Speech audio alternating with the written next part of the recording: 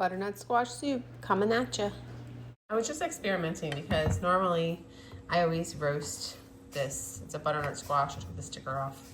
And usually I always roast this. This is a great fall time meal, but I was really vibing with it the other day, or vibing for it, I should say. So I'm gonna attempt to cut this by hand and then cook it instead of roasting it and then cooking it, which is my usual go-to. So I usually don't do this by hand because, as you can see, it is very tough to cut, but we're going to attempt it.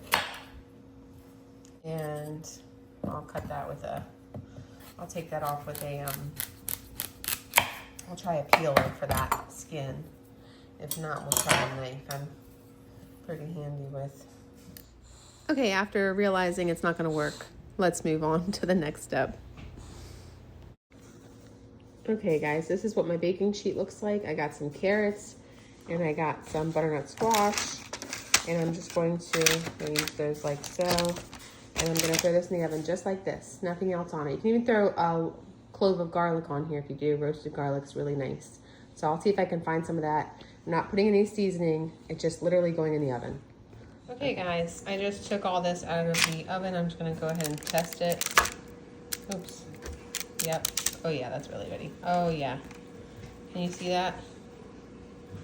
And I got my garlic here, it smells so good. Okay, so now what we're gonna do is we're gonna skin all of this, and I'm gonna show you. Let me get the stand, hold on 1 second. Okay, and here I just de-skinned the squash. I moved it into a pan.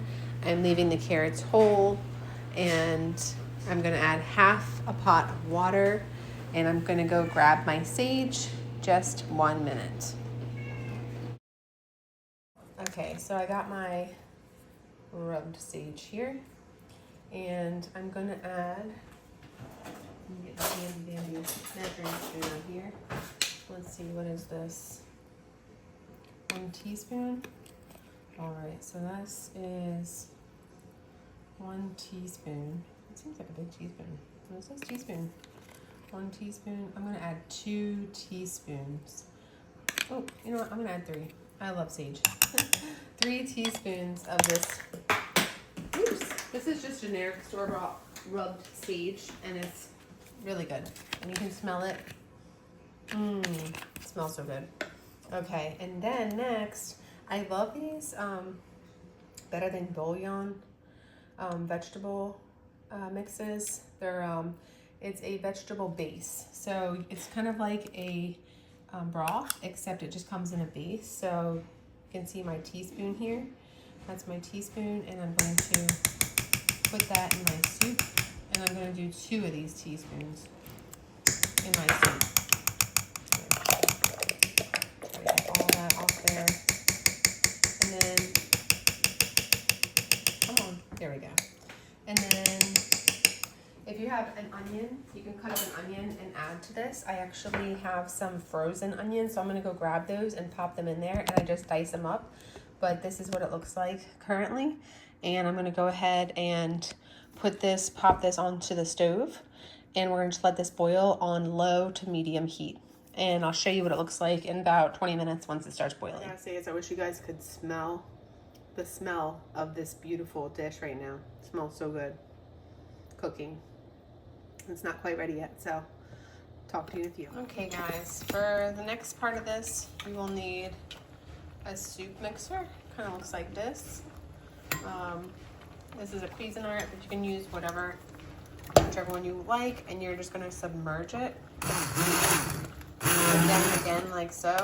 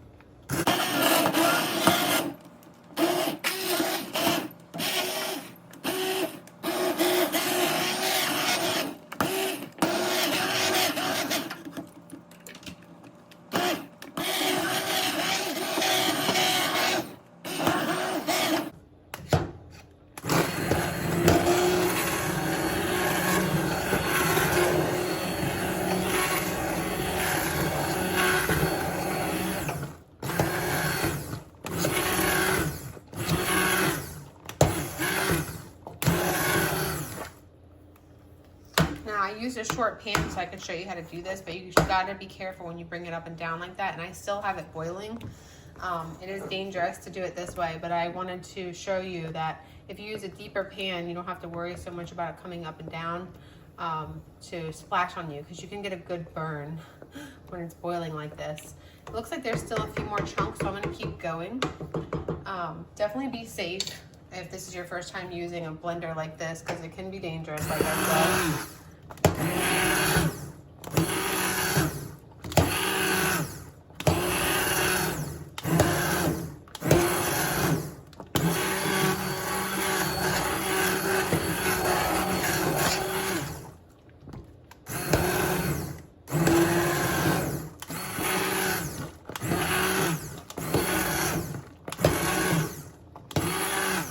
Looking to order one of these online, it's called a submergent blender, and just does like that. So now we have our squash, our carrots, and our onions with our sage boiling away, and it smells so good. And what I'm going to let this do is reduce, but I am going to just give it a try here and make sure how the flavor is. Make sure if I need to add salt or miso to add no salt, you could do that as well.